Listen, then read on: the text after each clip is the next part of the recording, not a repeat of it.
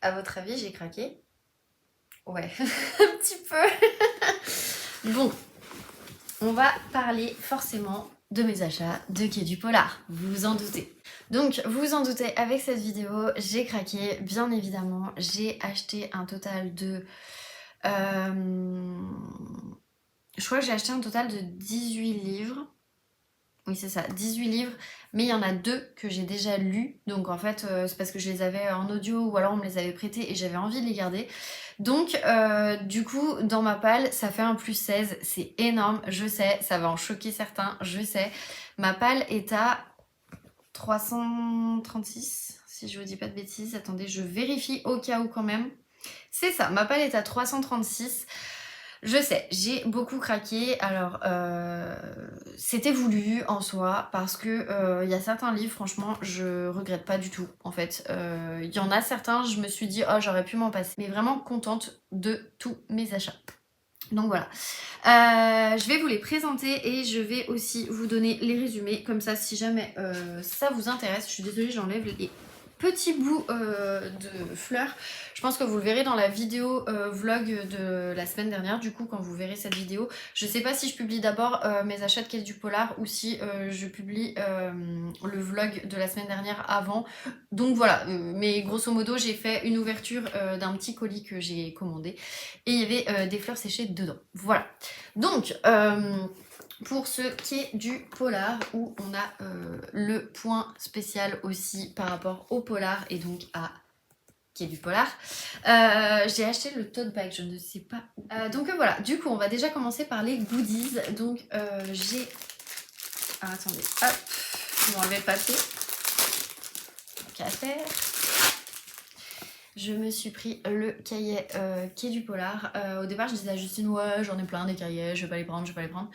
Et puis en fait, après, j'ai regardé et je me suis dit, ah, mais en fait, il est grand. Et en fait, on peut noter. Et en fait, et en fait, et en fait.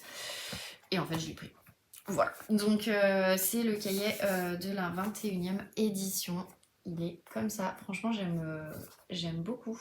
Donc voilà, il est ligné à l'intérieur. Je crois que je viens de vous montrer. Si je vous remontre. Voilà, avec le petit sigle de Quai du Polar, avec les dates et tout, enfin bref, voilà, j'ai pris celui-ci. Et bon, là il y a des trucs dans mon tote bag qui n'ont rien à voir, donc je vous montre juste le tote bag, voilà, parce que je n'ai pas encore rangé mon tote bag, mais voilà, en gros, le tote bag de Quai du Polar que j'ai pris aussi, parce que franchement, ils sont quand même très très bien, je les utilise très souvent en fait, les tote bags de Quai du Polar, pas que pour le book club, même pour aller faire des courses ou des trucs comme ça, donc voilà, un tote bag ça sert toujours en soi, donc c'est nickel. Bref, dans les goodies, j'ai eu, et à force d'avoir acheté, en fait, j'ai eu un cadeau du livre de poche, qui est donc un tampon. Il disait pour 2 polars achetés, un ex libris offert. Alors, moi j'ai acheté des points pour l'avoir, enfin des livres points, genre ceux-là. Mais du coup, j'ai eu un cadeau livre de poche, j'ai pas compris. Mais bon, écoutez, voilà. Et donc c'est un cadeau comme ça, avec un petit chat noir, forcément. Et en fait, il y a marqué « Ce livre appartient à » et ensuite vous mettez votre prénom. Voilà, j'ai trouvé que c'était très sympa. Il y a l'encre dedans aussi, donc ça c'est quand même pratique. Donc voilà, ça me fait 2 tampons vu que Lise m'avait offert un tampon. Mais écoute, j'aime bien aussi, je trouve que c'est toujours très sympa. Du coup, on va commencer par les brochets parce qu'il n'y en a que 2. Ce sera plus simple et après je vous présente tous les poches. Et j'avoue que là j'ai craqué. Donc les brochets, il n'y en a que 2 parce que ça a un certain coût. Donc je vous cache pas que si j'achète un brochet, c'est parce que je suis sûre que le truc peut me plaire.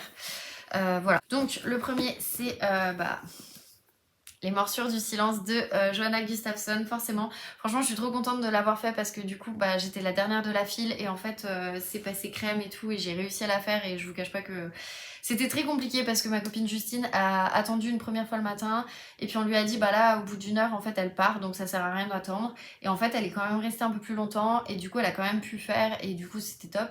Et moi, j'ai pu la faire parce que j'avais fait déjà des gros où j'avais attendu. Et en fait, en revenant sur les fins de file, des fois, vous pouvez passer parce qu'une personne de plus, ça passe. Des fois, ça passe pas. Mais là, pour le coup, ça passait. J'étais quand même assez contente.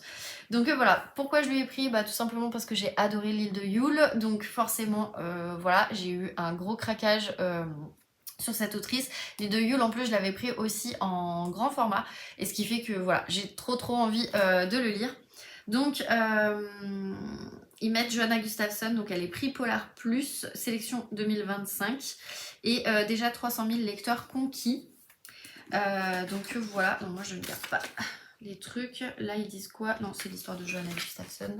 Je vais peut-être pas garder le marque-page, je vous cache pas, parce que j'aime pas, ils sont plus grands que des brochets, donc ça a pas d'intérêt en fait, enfin moi j'aime pas. Bref. Donc voilà, du coup, elle me l'a forcément dédicacé. De toute façon, tous les livres que je vais vous présenter, ils sont dédicacés. Donc là, elle m'a mis pour leur ligne, lorsque le silence résonne plus fort que les mots. Je sais pas pourquoi. Ah, que quelques mots. Je vous cache pas, j'arrive pas à voir parce qu'en fait j'ai l'impression qu'elle a mis 2 fois le même mot. Bon, c'est pas grave. Donc voilà, du coup, de quoi ça parle? Vêtu d'une aube blanche et coiffé de bougies, un adolescent est retrouvé le crâne fracassé sur l'île de Lindingo qui fait face à Stockholm. Or, 23 ans plus tôt, une jeune fille a été découverte assassinée elle aussi, au même endroit, dans le même costume traditionnellement destiné à fêter la Sainte Lucie. À l'époque, le petit ami de la victime avait été condamné pour ce meurtre qu'il a toujours nié. Était-il innocent? Le véritable coupable aurait-il frappé à nouveau? Mais pourquoi maintenant? Le commissaire Alexander Storm, avec l'aide inattendue de la policière française Maya Rennes, récemment installée en Suède, va obstinément tenter de démêler les fils de cette énigme et mettre au jour un secret enfoui depuis si longtemps qu'il a fait bien des ravages. Et ils mettent un thriller glaçant et impitoyable où le lecteur devient lui-même l'enquêteur, obsédé par l'envie de résoudre les mystères de cette affaire. Donc voilà, c'est aux éditions Calman Levy et il coûtait du coup 20,90 €. Je le dis à la Lorraine, 20,90 €, 20. Désolée, les origines qui reviennent. Donc voilà, franchement j'aime trop les couvertures à chaque fois, je les trouve vraiment trop belles. Donc voilà, du coup je suis trop contente. Il a pris un petit poc. Mais bon, c'est pas très grave, dans la bibliothèque il va se remettre droit. Donc voilà. Mais voilà, et du coup celui-ci, alors je suis un peu déçue parce qu'en fait j'ai pas trop le choix, je sais pas si vous allez voir. Ouais, il a un peu, voilà, il était un peu sale. Après voilà, j'avais pas trop le choix, j'ai envie de vous dire, elle prend le premier qui vient, je vais pas faire ma difficile non plus. Voilà, et il fait du coup 371 pages, voilà. Donc ça, je sais que je vais pouvoir le lire avec Audrey et Justine, puisque du coup, elles l'ont pris aussi. Donc Audrey à Montaigu, puisque Audrey est pas là, elle est aussi Sri Lanka. Et Justine, du coup, l'a pris aussi. Donc voilà, du coup, je suis trop contente, on va pouvoir le lire ensemble. Et je crois qu'avec Justine, on a aussi Bloc 46, donc on va pouvoir se faire pas mal de lectures. Et je crois qu'elle a aussi La Folie qu'elle a pas lu. Bref, on va pouvoir se faire pas mal de lectures communes. Et après, je suis trop contente d'avoir été le prendre hier parce qu'en fait, il n'y en avait plus aujourd'hui. C'est-à-dire quand j'ai fait dédicacer à Nicolas Beuglé, Sidonie était à côté et il n'y en avait plus. Et franchement, j'étais en mode quoi? Et en fait, il n'y avait vraiment plus aucun stock. À un moment donné, le libraire a retrouvé un exemplaire, il a pu le vendre à la personne. Et après, il n'y en avait plus. Donc ce qui fait qu'elle était là pour les photos en quelque sorte, ou si les personnes avaient déjà son livre, mais on pouvait plus lui en acheter. Et par contre, il y en a encore demain, je crois, elle disait à 16h, parce qu'il y aura un petit stock qui reviendra, mais elle en aura pas beaucoup. Donc voilà, mais du coup, j'étais trop contente parce qu'en plus tout le monde en parle et tout, et franchement, ça me donnait vraiment envie de le lire. J'ai pas mal de copines qui l'ont lu et qui m'ont dit que vraiment, il était top, donc j'ai trop hâte. Bref, donc c'est La fille au père de Sidonie Bonnet, et du coup, vous n'enverrez plus jamais vos filles en Angleterre, c'est chez Albin Michel. Donc lui, il m'a coûté 21,90 €. Et le résumé: Hayden Grove, un domaine privé de la banlieue londonienne, l'immense grille noire s'ouvre sur 5 manoirs, des voitures de luxe et un parc savamment entretenu. Emilou, une lycéenne d'origine modeste qui a fui sa Bretagne natale pour être fille au père, a l'impression d'arriver au paradis. Mais son quotidien se met rapidement à vaciller, le linge sale qui ne cesse de s'accumuler, des pleurs nocturnes à travers les cloisons, des prières murmurées, des rêves effroyables et cette maladie qui touche l'aîné des enfants et dont personne ne parle. Coupée du monde, Emilou est entrée dans un piège monstrueux. Pourquoi elle? Comment s'échapper? S'inspirant de sa propre histoire, Sidonie Bonnet développe dans ce premier roman un suspense psychologique oppressant, où derrière les faux semblants d'une famille idéale se cache la folie la plus noire. Voilà. Du coup, elle est en photo ici. Franchement, elle est adorable, Sidonie Bonnec. J'ai adoré discuter avec elle. Elle m'a même repartagé sur Insta. Donc franchement, non, c'était vraiment trop cool. Et bref, j'ai trop hâte de lire son livre parce que tout le monde en parle. Et franchement, enfin voilà. Et je pense que je vais l'aimer parce qu'il y a quand même pas mal de copines qui l'ont aimé. Et en général, on aime à peu près les mêmes choses. Donc voilà. Bref, il fait 311 pages, donc voilà, et du coup elle m'a mis en dédicace, alors je sais pas où, là, donc la petite dédicace, elle a mis pour vous chère Laureline, bienvenue à Hayden Grove, êtes-vous vraiment prête? Bon, fusion, je sais pas ce qu'elle a mis, bon. Elle est vraiment adorable comme autrice et du coup j'ai trop hâte de lire pour pouvoir lui faire un retour parce que vraiment, enfin, elle est trop adorable. Donc ça, je sais que je vais pouvoir le lire en lecture commune avec Audrey, je suis trop contente. Donc voilà, ça c'est les 2 gros brochets. Après, je vous cache pas que j'achète très peu de brochets parce que bah, il faut être sûr que ça me plaise. Là-dessus, sur ces 2 autrices, alors Sidonie, je sais pas trop, mais je me dis thriller psychologique, ça devrait me plaire. Donc j'ai tenté, on verra. Voilà, bref. Du coup, j'ai acheté en tout premier, Eva Björk et Elise de Tir, c'était ma première autrice que j'ai fait au salon. J'ai l'impression que Ragnar et Eva, c'est un peu les premiers auteurs que je fais en général. Bon, voilà. Donc Ragnar n'était pas là cette année, donc du coup j'ai fait Eva Björk et Guise de Tir. Et donc le clan Sneberg, bah, en fait je l'ai acheté parce que moi je l'avais eu en numérique avec Ned Gallet. Que j'avais lu, j'avais adoré et du coup j'avoue que je l'ai un peu acheté pour le prêter à ma copine Julia et aussi parce qu'en fait je voulais le garder en poche tout simplement. Je vais pouvoir mettre mon petit tampon que Lise m'a offert et tout, donc voilà. Donc ça c'est le bal des ardents, tant qu'il y aura des livres. Voilà, c'est une image de guerre. Ça, je vous cache pas que je trouve que c'est un peu dommage parce que je sais pas, je suis pas hyper fan, enfin voilà, je garde pas. Et je trouve que c'est un peu dommage de gaspiller du papier pour ça, mais bon, voilà. Donc, pour Laureline, Hope You Enjoy. Et alors après, elle me l'a mis en islandais, pardon. Karkveli. Je sais pas ce qu'elle a mis. Je ne lis toujours pas l'islandais, mais bon. Un de ces quatre, j'ai peut-être commencé sur Duolingo s'il y est. Enfin bref, donc ceci est un one shot, je vais vous lire le résumé, mais vraiment j'avais trouvé que c'était pépite. On était sur un coup de cœur, mais c'était pas le coup de cœur ultime non plus, mais on était quand même sur un coup de cœur parce que franchement j'ai trop aimé sa plume, c'est le premier que je lisais d'elle, donc du coup voilà. Mais voilà, bref. Donc, ils mettent un drame shakespearien sur les terres sauvages de l'Islande. Dans un hôtel perdu sur la péninsule volcanique de Snæfellsnes, en Islande, se déroule une réunion de famille sous haute tension.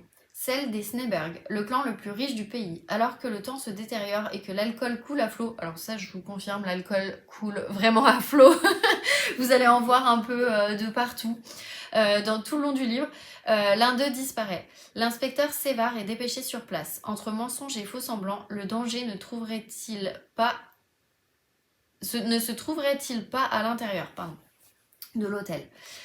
Donc ils mettent, née à Akran en 1988, Eva Björk existe de Tir vit à Reykjavik avec son mari et ses 3 enfants. Sa série aux plus de 200 000 lecteurs en France, mettant en scène l'inspectrice islandaise Elma, a été couronnée par le Blackbird Award. Tous les titres de cette série, donc Elma, Les filles qui mentent, Les garçons qui brûlent, publiés à l'origine chez La Martinière Noire, sont disponibles chez Point. Et c'est traduit par Jean-Christophe Salin. Et voilà. Et du coup, moi, j'ai Elma. Et je me suis acheté Les filles qui mentent, le numéro 2. J'espère que c'est ça, le numéro 2. Je lui ai demandé le What is the next. Attendez. Je vous expliquerai, il y a un autre auteur, il m'a fait prendre 2 livres parce que j'ai pas pris le bon. Non, c'est ça, c'est les filles qui mentent et après c'est les garçons qui brûlent. Donc on est bon. Donc voilà. Et ça, du coup, le clan Sneberg, ils disent... c'est son 4e roman. Et là, en fait, il y a la suite de la saga Elma, que j'ai pas prise sur NetGalley parce que j'ai pas lu en fait Elma, j'ai pas lu le 2e, j'ai pas lu le 3e, donc je vais pas lire le 4e tout de suite. Et du coup, ça a aucun intérêt, donc je l'ai pas pris en fait, tout simplement. Donc bref, celui-là, Julia, si tu passes par là, tu te doutes que tu l'auras la prochaine fois que l'on se voit, parce que forcément, je crois qu'on se voit en mai, je crois qu'on se voit pour le concert du Alipa, donc il y a moyen que je te le mette dans la voiture, voilà. Mais non, franchement, en vrai, Pépite. Pépite. Si vraiment vous devez en lire un, je peux pas vous conseiller Elma, je l'ai pas encore lu, mais par contre celui-là je l'ai lu. Pépite. Donc voilà. Ensuite, bah du coup comme je vous ai dit, j'ai pris Les filles qui mentent. Je vais pas vous lire le résumé parce que j'ai pas envie de me spoiler vu que j'ai pas lu Elma. Mais je me suis dit que comme je risquais de lire Elma, bah du coup j'aurais aussi la suite. Et là elle m'a mis toujours la même chose, on s'en fout. C'est un peu le problème, c'est que vous achetez 2 livres, ils vous mettent 2 trucs, mais en qu'un en fait. Pour Laureline, bonne lecture. Kvéli. Je crois que ça se dit Kvéli, j'en sais rien, bref. Donc voilà, ça du coup c'est le tome 2. J'ai trop hâte. J'ai trop hâte. Il faut vraiment que je me mette sur Elma. J'ai trop hâte. Je suis désolée, vous devez entendre mon chéri. Malheureusement, bah, il se prépare, enfin il s'est douché et tout, et après il va faire à manger, donc je peux pas non plus l'empêcher, mais voilà, je m'excuse pour le bruit. Bref, ensuite je suis allée voir. Donc ensuite je suis allée voir Petroni Rostagna. Je pensais avoir lu son tome 1, je l'avais pas encore lu en fait, et du coup je me suis dit je vais quand même prendre le tome 2. C'était pas obligatoire, mais voilà, j'avais envie. Donc le tome 1 c'est non attendez, le tome 1. Donc le premier c'est Un jour tu payeras, qui était sorti en 2021 chez HarperCollins, et là du coup bah, j'ai pris le tome 2 en fait pour être sûre. Donc le tome 2 c'est Je pensais t'épargner, donc c'est toujours la saga avec Pauline Carrel en fait. Il y a Sonia Delzongle qui dit un page turner addictif et glaçant.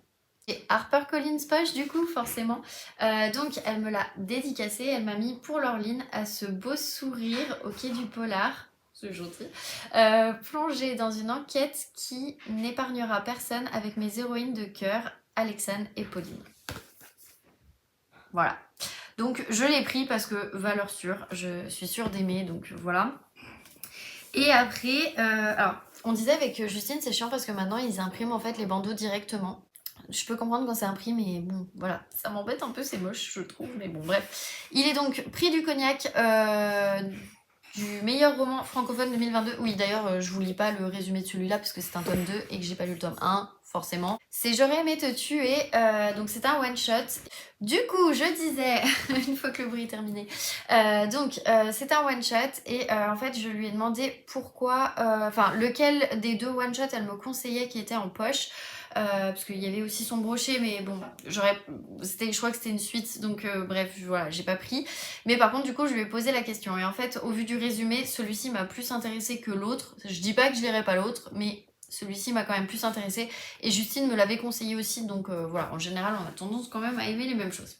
Donc, Laura Turel se présente un matin au commissariat de Versailles pour s'accuser du meurtre de Bruno Delaunay, un homme qui aurait tenté de la violer. Le commandant Damien de Guire et son second Jonathan Pigeon recueillent ses aveux. Légitime défense, crime prémédité, le doute s'installe rapidement dans l'esprit des enquêteurs. Sur place, le corps a disparu et la scène de crime ne correspond pas en tout point aux confidences de la jeune femme.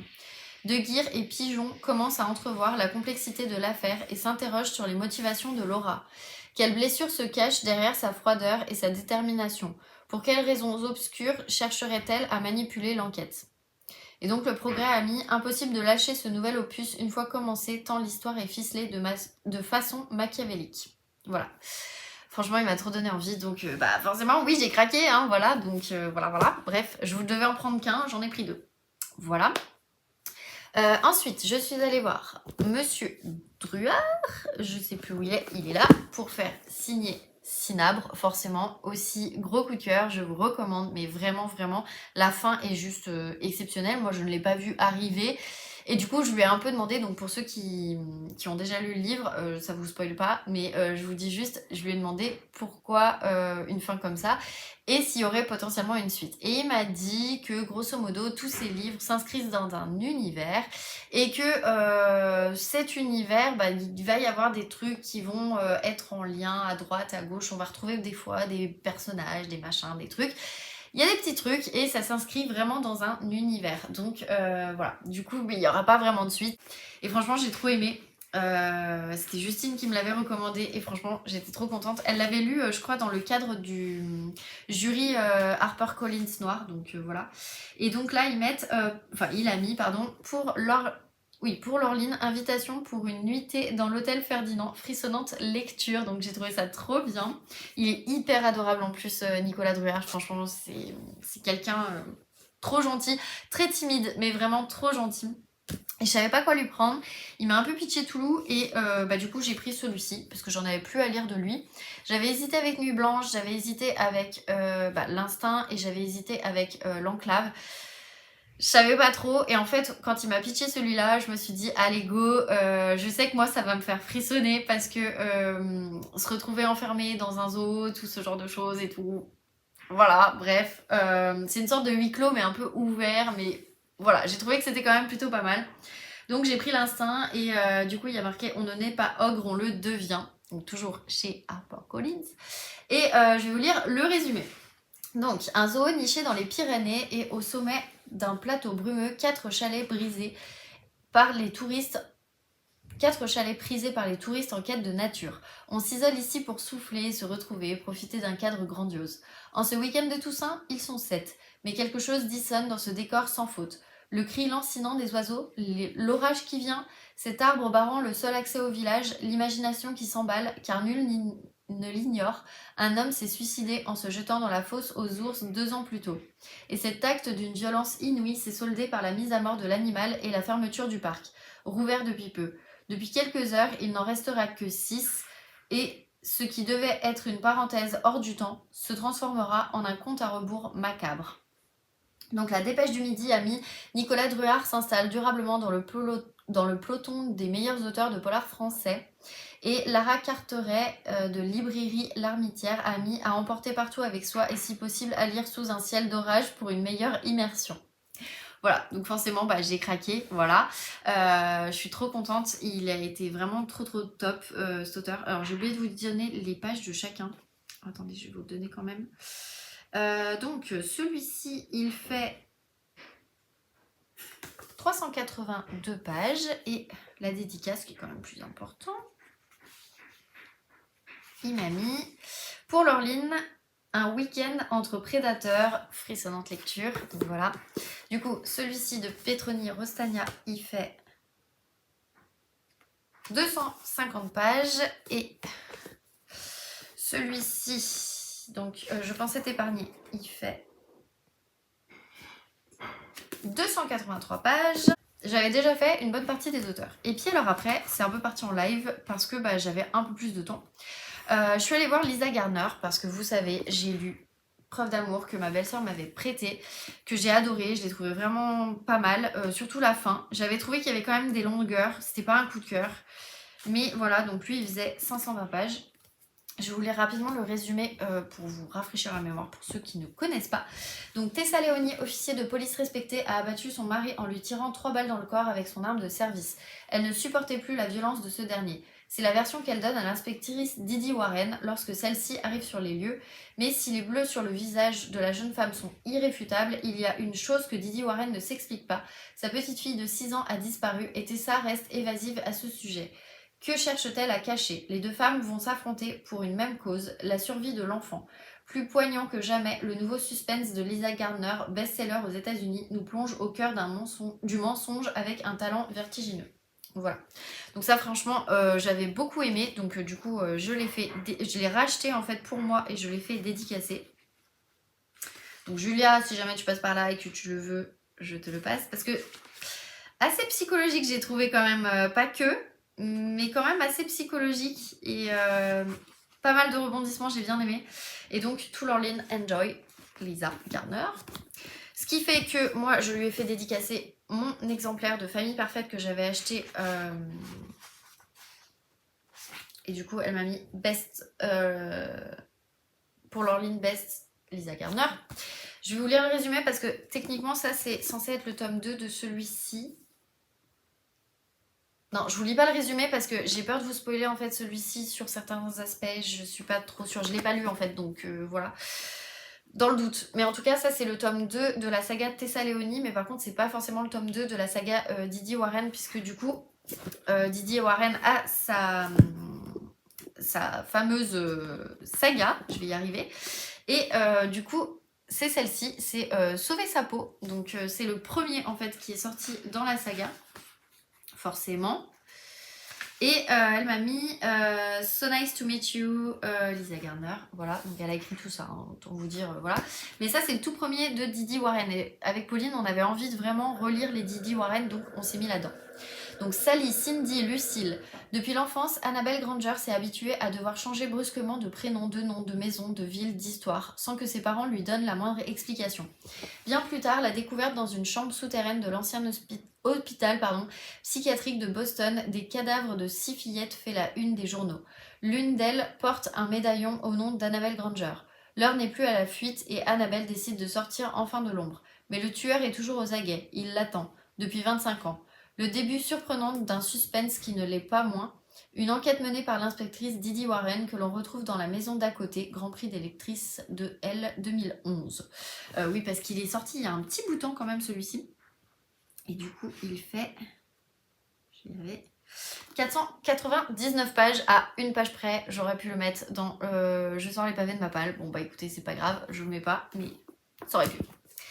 Et après, bah là c'est parti en live parce que du coup j'avais 2 auteurs que je voulais voir, mais j'étais pas sûre, je cherchais, je tournais, voilà. J'ai ce petit marque-page avec le nouveau Petroni Rostagna, donc sur tes traces, sur leurs traces. Je crois qu'il est déjà sorti ou il va sortir. Non, je crois qu'il vient de sortir, donc voilà. Et là vous avez toute sa saga qui est chez HarperCollins, donc le premier, le deuxième, je crois que ça c'est le 3e, et ça c'est les 2 one-shot que j'avais hésité, moi j'ai pris celui-ci, voilà. Voilà. C'est vrai que j'aime bien quand les marque-pages ils sont comme ça. Bref, j'avais plus vraiment d'auteurs que je voulais voir, et je me suis dit, qu'est-ce que je fais? Est-ce que j'en fais un? Est-ce que j'en fais pas? Est-ce que je fais? Est-ce que je fais pas? Bref, je me suis dit, tu sais quoi? Attends Sophie Loubière, elle va arriver. Et bah j'ai réussi à faire Sophie Loubière déjà. Hyper intéressante comme femme, franchement j'ai vraiment aimé. Donc je lui ai pris Obsolète parce qu'en fait j'avais déjà lu le résumé en librairie et j'avais hésité à l'acheter. Je m'étais dit bon, elle est à Quai du Polar, ben vas-y go en fait, te pose pas de questions. Donc je vous lis le résumé. Alors elle m'a bien précisé, c'est un roman d'anticipation. Donc, elle a mis 2224. Depuis le grand effondrement de la civilisation fossile, l'humanité s'est adaptée. Économiser les ressources, se protéger du soleil, modifier son habitat, ses besoins, en finir avec toute forme de violence, vivre en harmonie et adhérer à tout recyclage, y compris celui des femmes, afin d'enrayer le déclin de la population. Les femmes de 50 ans doivent quitter leur famille et laisser la place à une autre en âge de procréer pour entamer un autre cycle de vie au domaine des hautes plaines. L'heure a sonné pour Rachel. Solide et sereine, elle est prête. Mais qu'en est-il de son mari et de ses enfants? Et que faire de ses doutes grandissants? Car personne ne revient jamais des hautes plaines, et Rachel sent bien que ce n'est pas le lieu de rêve promis par la gouvernance au futur retiré. Voilà. Et donc, le Parisien a mis une dystopie féministe aussi diabolique que dérangeante, et elle a mis inventif et superbement mené. C'est un beau bébé. Désolée, je perds ma voix à force de parler. Donc je disais, il fait 586 pages. Lui, pour le coup, il rentre totalement dans Je sors les pavés de ma balle de Audrey. Et après, bah, j'attendais en fait pour Nicolas Lebel. Je savais pas trop si je le faisais pas, etc. Et en baladant dans les rayons, parce que bah, forcément sur les stands, en fait, il y avait moins de monde le vendredi soir. Parce que ça, c'est que mes achats de vendredi soir, hein, je tiens à préciser. Et du coup, bah, je me suis dit, tiens, je vais regarder et tout. Et là, je vois ce livre. Et je vois que l'auteur, il est en train d'en parler. Et je comprends que l'auteur n'est pas français, il est anglais. Et je me dis, ah, il a l'air d'être bien, etc. Et en fait, il parle avec la personne. Et moi, j'écoute. Et là, je me dis... Mais oui, les filles du book club, elles en ont parlé, elles ont aimé, lâche-toi. Et du coup, je leur ai dit, franchement, j'ai des copines qui ont adoré ce livre et tout, et franchement, enfin, je suis trop contente, du coup, bah, de vous voir, parce que je m'attendais pas à vous voir, parce que pour moi, l'auteur, il me parlait pas, le nom en tout cas, et du coup, bah là, je tombe dessus, je suis obligée de vous le prendre, etc. Et bref, on a bien parlé, et franchement, il a été adorable. Donc, j'ai pris, en fait, Les Gouvernantes de Alex Hayes, Et du coup, ils disent quand Downton Abbey rencontre Ocean's 8, il faut savoir que Ocean's 8 fait partie de mon top ultime de films que j'adore. Donc, voilà. Bref, le résumé est très court pour le coup. Londres, 1905, un bal éblouissant, un casse audacieux. En haut, Madame se prépare à la plus grande soirée de la saison. En bas, les domestiques organisent le cambriolage du siècle. Mrs. King doit se venger, elle a été injustement renvoyée. Son plan est méticuleux mais les pièges sont nombreux et le suspense palpitant. Voilà, il en fallait pas plus, franchement, j'étais trop contente. Et du coup, bah, je lui ai pris. Et il fait 475 pages. Et il m'a mis, je pense que vous avez dû le voir sur Insta parce qu'en ce moment il circule pas mal. C'est son deuxième roman et du coup c'est La Reine de l'arnaque. Il est sorti le 25 mars. Et Les Gouvernantes, en fait, le vrai livre, la première couverture c'était plutôt celle-ci, mais du coup bah ça c'est le poche. Moi le poche me dérange pas pour le coup. Donc voilà, mais franchement trop contente, donc voilà. Et il m'a mis là, il m'a mis, oula, j'avais même pas vu la dédicace, wow. Dear Laureline, very much hope you enjoy Les Gouvernantes. Such a treat to meet at Quai du Polar 2025. Happy reading at all, best wishes. Trop bien. Franchement, il était trop adorable. Assez canon aussi, mais vraiment hyper adorable. Donc voilà. Et après, bah, chez Nicolas Lebel, je savais pas trop quelle série commencer. Tout le monde m'en parle d'une, tout le monde me parle de l'autre. Je savais pas trop. Je lui ai demandé le pitch et il m'a expliqué. Et j'ai dit, bon, vous savez quoi, je vais vous prendre les deux, tome 1. Ce mec est adorable, il est hyper drôle. Franchement, je m'attendais pas à ça parce que moi, il me faisait un peu peur vu qu'il est un peu grand, il est un peu baraque et tout. Et en fait, il est hyper drôle, j'ai adoré. Et bah, du coup, j'ai pris les deux. Donc, j'ai pris sa saga, donc c'est L'Heure des Fous. En plus, il y avait Gare de Lyon qui était marqué. Alors certes, Gare de Lyon est à Paris, mais voilà quoi, c'est un peu comme si c'était Lyon. Bref. Je vous lis vite fait le résumé. Donc, Paris, un sans-abri est poignardé à mort sur une voie ferrée de la gare de Lyon. Vous me réglez ça, rapide et propre comme qu'on n'y passe pas Noël, ordonne le commissaire au capitaine Merlich et à son équipe, le lieutenant Dos Santos, exalté du code pénal et du bon droit du lieutenant Sophie Latour, qui panique dans les flash mobs et le lieutenant stagiaire Ménard souffre douleur du capitaine à tête de grenouille, amateur de sudoku et de répliques d'Audiard. Mais ce qui s'annonçait comme un simple règlement de compte entre SDF se complique une fois le cadavre identifié. L'affaire entraîne le groupe d'enquêteurs dans les méandres de la jungle, nouvelle cour des miracles au cœur du bois de Vincennes, dans les dédales de l'illustre Sorbonne jusqu'aux arrière-cours du troquet parisien pour s'achever en une course contre la mort dans les rues de la capitale. Il leur faut à tout prix empêcher que ne sonne l'heure des fous. D'où le titre. Voilà. Donc ça, franchement, c'était plutôt pas mal. C'est plus polar, donc ça, j'ai bien aimé. Et celui-là, il m'a dit c'est plus thriller, donc c'est aussi pour ça que je l'ai pris. Donc il met, c'est le gibier, une meute ne lâche jamais sa proie. Sur cette saga, il y a un tome par couleur, donc c'est plus facile pour se repérer. Donc forcément, c'est le tome 1. Et donc le résumé donne: la journée du commissaire Paul Starsky commence assez mal. Une prise d'otage l'attend dans un appartement parisien, arrivé sur place avec sa coéquipière, la glaciale et pragmatique Yvonne Chen. Il découvre le corps d'un flic à la dérive et celui d'un homme d'affaires sud-africain. Tous les indices accusent Chloé de Talence, une brillante biologiste, l'amour de jeunesse de Starsky, qui prend l'enquête à bras le corps et certainement trop à cœur, tandis que les meurtres se multiplient, car l'étau se resserre autour de Chloé. Elle semble être le gibier d'une chasse à la cour sanglante lancée à travers la capitale. Donc voilà, du coup je l'ai pris aussi. Il fait 448 pages, celui-ci fait 377 pages et du coup, hop, il a mis à Laureline, L'Heure des Fous, une virée noire sur les traces du 3 petits points, Roi des Gueux. Bonne lecture. Donc voilà. Et pour le gibier, il a mis à Laureline, le gibier se déguste saignant à table. Voilà. Et puis aujourd'hui, donc samedi, je suis allée voir, du coup, au début, Marc Lévy. Il faut savoir que Marc Lévy, moi je voulais lui faire signer C'est arrivé la nuit, que maman a beaucoup aimé, donc en fait je suis sûre d'aimer aussi. Donc il me l'a dédicacé. Marc Lévy, je l'ai vu quand j'avais 16 ans, donc autant vous dire que ça remonte. Et je lui avais pris Et si c'était vrai à l'époque qui sortait, que j'avais lu, que j'avais adoré. Donc il a mis à Laureline, C'est arrivé la nuit, quand la vie tourne. Et alors après j'arrive pas à lire. Voilà, bref. Je vous lis rapidement le résumé parce qu'il est rapide. Donc, ils sont hors la loi, mais ils œuvrent pour le bien. Ils sont neufs, ils sont amis et partagent leurs secrets, affrontent les mêmes dangers et pourtant ils ne se sont jamais rencontrés. C'est arrivé la nuit, une course folle et terrifiante dans les rues d'Oslo, Madrid, Paris, Tel Aviv, Istanbul et Londres. Un pari dangereux, s'attaquer à la vilainie du monde. Donc voilà, donc au départ j'étais partie pour faire ça et je m'étais dit bah je vais lui prendre le tome 2 parce que comme ça je lirai le tome 1, etc. Et je lui dis bah c'est quoi le tome 2? Sauf que bah le tome 2 il me dit c'est Noah. Ok. Sauf que je regarde après et je vois qu'en fait le tome 2 pas du tout.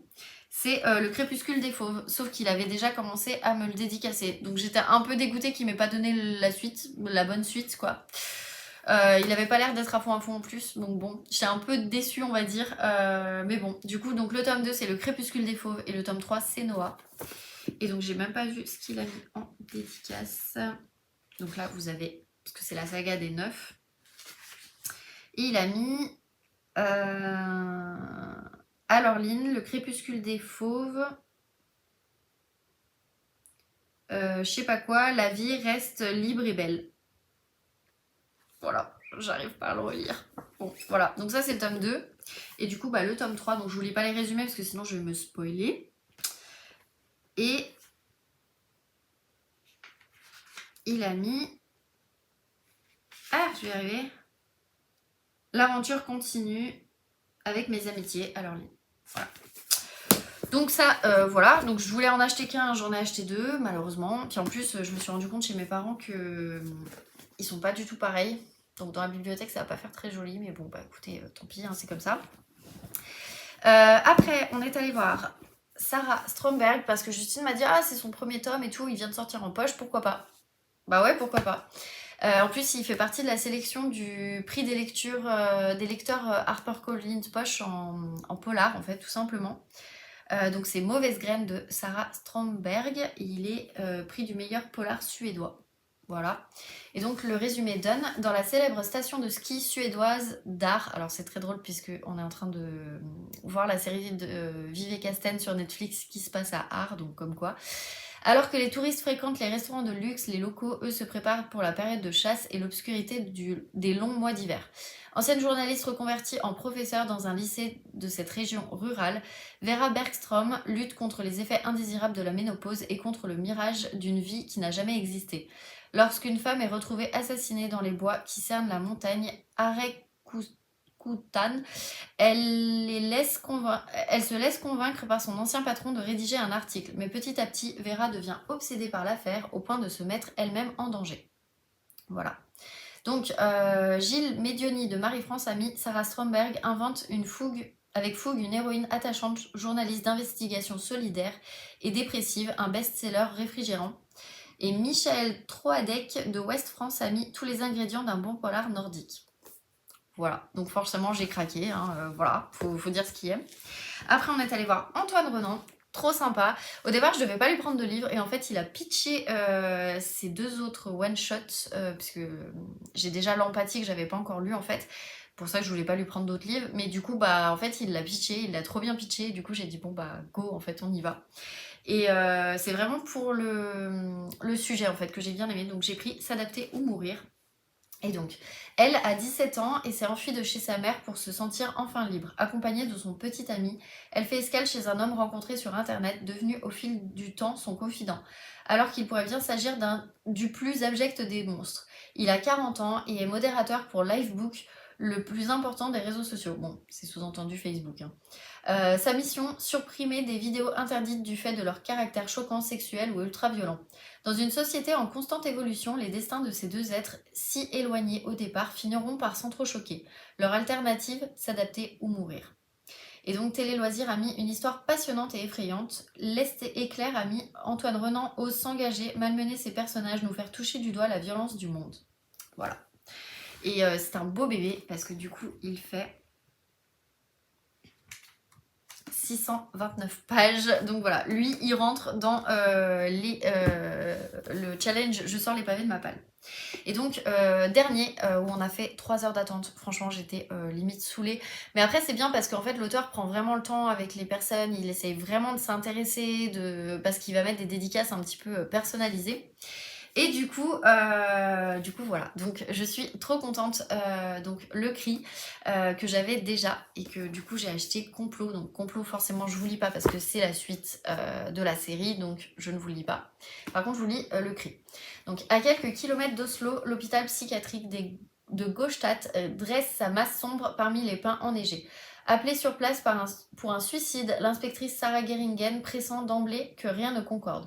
Le patient 488, ainsi surnommé, suivant les chiffres cicatrisés qu'il porte sur le front, s'est figé dans la mort d'un cri muet aux lèvres, un cri de peur primale. Soumise à un compte à rebours implacable, Sarah va découvrir une vérité vertigineuse sur l'une des questions qui hantent chacun d'entre nous, la vie après la mort. Voilà. Et donc du coup, il m'a mis une dédicace. J'ai pas vu ce que c'était, parce que c'est aujourd'hui. Il a mis pour Laureline, j'espère que cette histoire vous arrachera un cri de plaisir amicalement. Voilà. Et Complot, où du coup il a mis pour Laureline, espérons que vous pourrez dire que l'auteur a assuré avec cette histoire amicalement. Je trouve ça génial. Donc voilà, du coup, ça c'était les deux derniers livres que je vous présente.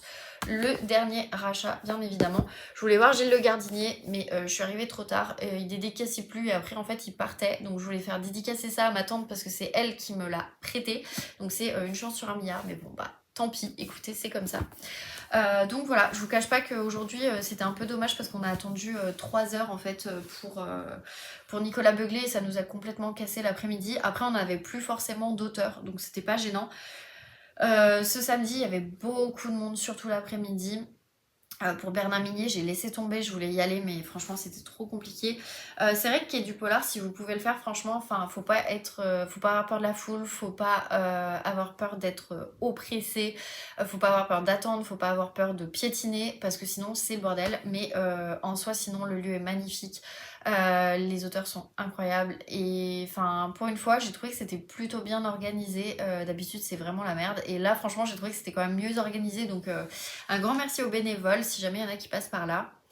Et voilà quoi, du coup ça fait plus 16 dans ma palle, donc 336 livres. Là je vous cache pas que je vais attendre un petit peu avant d'acheter. Je vais lire pas mal de livres pour le jury, comme ça au moins je vais vider aussi ma palle. Donc voilà, vous me direz si jamais il y a des livres que vous connaissez, que vous me conseillez de sortir, surtout si c'est des tomes 1, je vous cache pas.